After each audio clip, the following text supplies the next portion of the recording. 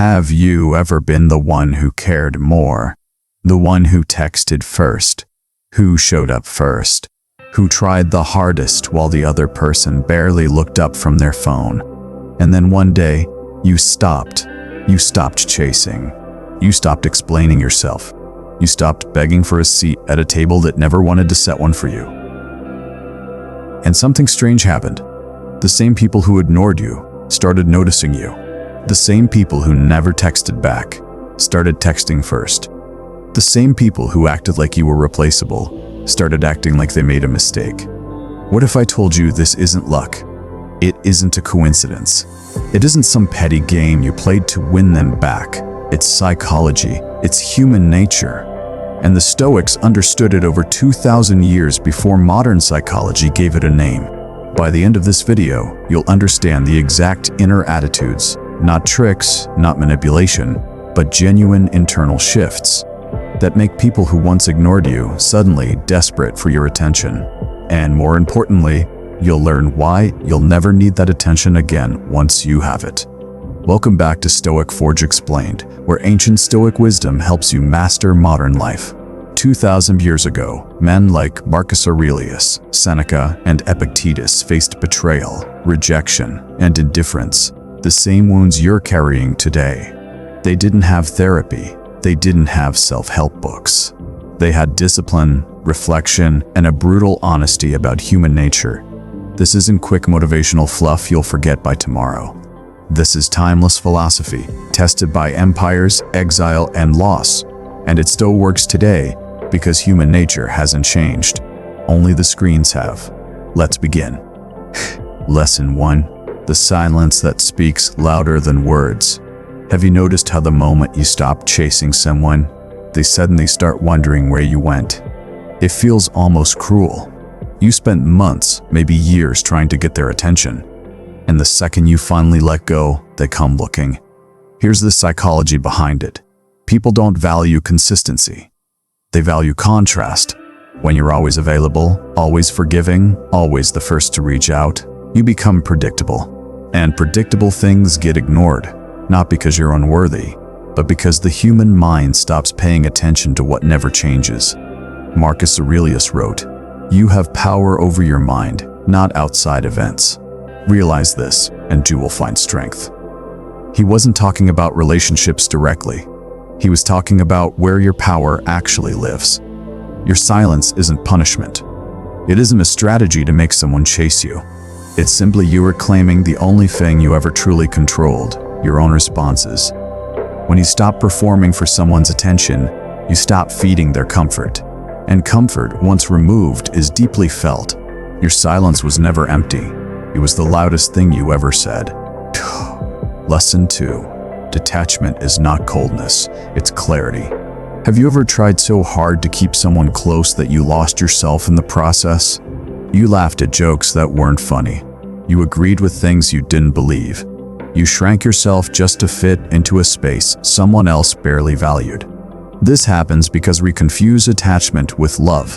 We think if we hold on tightly enough, the other person will finally see our worth. But desperation doesn't attract people, it repels them. People can feel when they hold all the power in a relationship, and most, consciously or not, will exploit that imbalance. Epictetus taught, wealth consists not in having great possessions, but in having few wants. Apply that to people. Wanting less from someone doesn't mean caring less, it means depending less. When you no longer need their approval to feel whole, you stop negotiating your worth. And ironically, that's the exact moment people start fighting for your attention. Because for the first time, they're not sure they can keep it. Detachment isn't walking away in anger, it's walking forward in peace. Swaya. Sullen 3. Your value isn't determined by who notices it. Why do people only chase what walks away? It's not because absence creates magic. It's because presence, when unappreciated, creates invisibility. If someone never had to work for your attention, they never learned to value it. This is one of the hardest truths in relationships. Good people get overlooked simply because they're too available, too forgiving, too eager to be chosen. Seneca wrote, He who fears death will never do anything worthy of a man who is alive. Translate that fear. Replace death with rejection. When you fear being ignored, you shrink your standards to avoid it. You accept less. You tolerate more. And in doing so, you teach people exactly how little effort they need to keep you around. The moment you stop fearing their absence is the moment you stop losing yourself to keep their presence. Your worth was never up for debate. It was only ever unclaimed. Lesson 4. Stillness unsettles people who expected chaos. Have you ever stayed calm during a conflict and it somehow made the other person more anxious than if you had screamed? That stillness is unsettling to people who expected an emotional reaction. When you don't beg, cry, or argue for their attention, they lose the script they were counting on. Most people who ignore others do so because they've learned there are no consequences. Your calm response, your refusal to perform hurt for their benefit, removes the payoff they were seeking. Marcus Aurelius reminds us, the best revenge is to be unlike him who performed the injury. This isn't about revenge in the bitter sense. It's about refusing to become bitter, chaotic, or desperate just because someone else chose carelessness. Your composure isn't weakness. It's the version of strength that unsettles people the most, because they can't control what they can't provoke. When you stop reacting, you start ruling your own peace.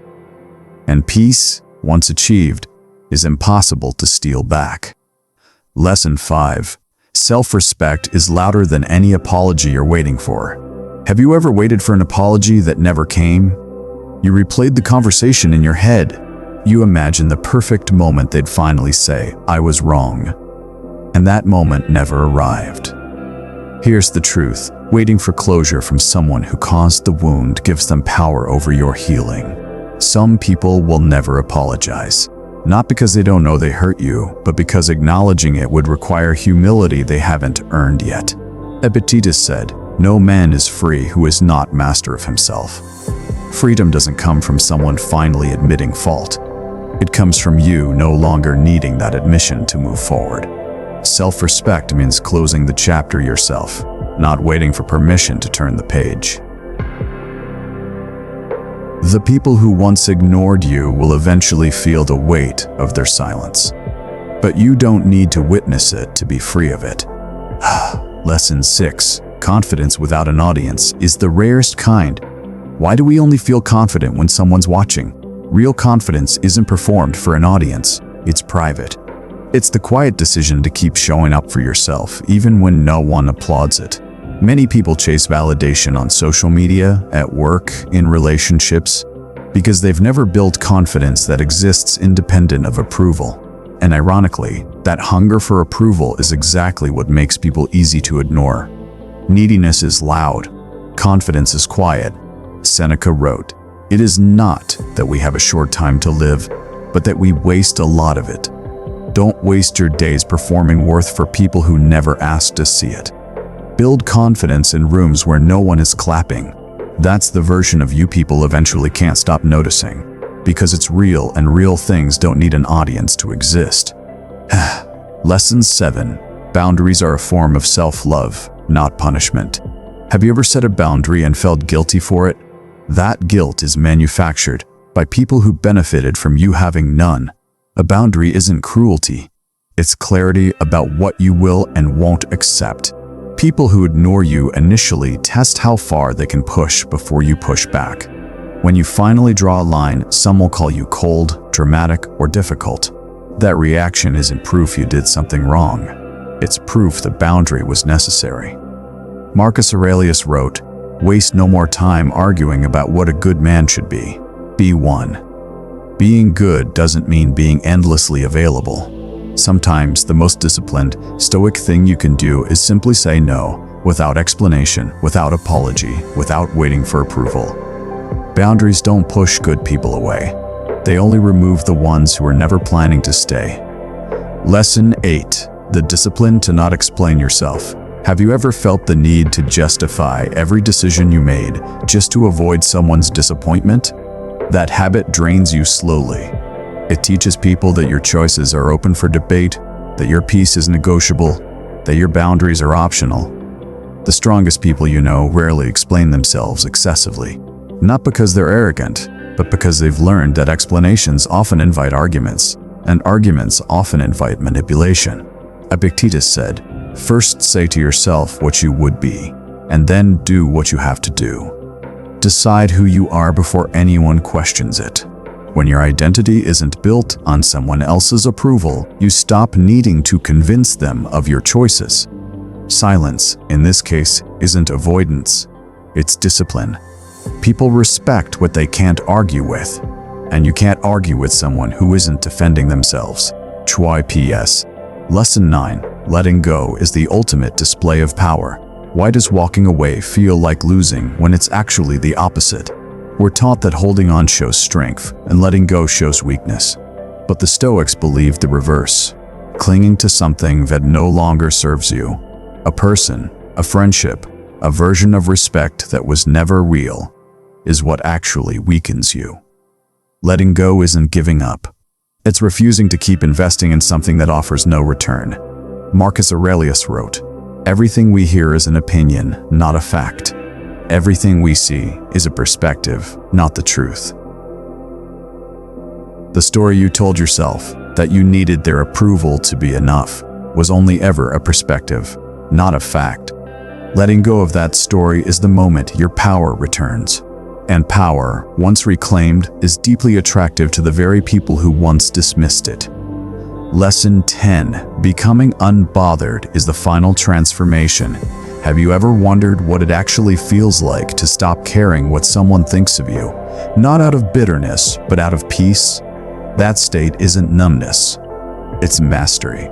It's the final stage of this entire journey where someone's opinion of you no longer determines your worth, your mood, or your next move. This is where people notice the most change in you. Not because you tried to change for them, but because you finally stopped changing for anyone. Seneca wrote, "I judge you unfortunate because you have never lived through misfortune." Every rejection, every ignored message, every moment you felt invisible, it was training. It built the version of you that no longer bends to gain approval. And that version is the one people can't stop chasing, because it's the one that never asked to be chased in the first place. Here's the truth this entire video has been building toward. You were never meant to become someone who manipulates attention out of others. You were meant to become someone who no longer needs it to feel whole. Every attitude we covered today, the silence, the detachment, the boundaries, the self-respect, none of it was about making someone regret ignoring you. It was about you no longer needing their attention to know your own value. Stoicism was never about controlling other people. It was always about mastering yourself. And when you master yourself, something remarkable happens. The very people who once overlooked you start noticing the calm, the confidence, the peace they can no longer explain. Let them wonder. Let them chase. You've already arrived somewhere they haven't found yet. So here's a question for you. Which one of these lessons hit closest to home?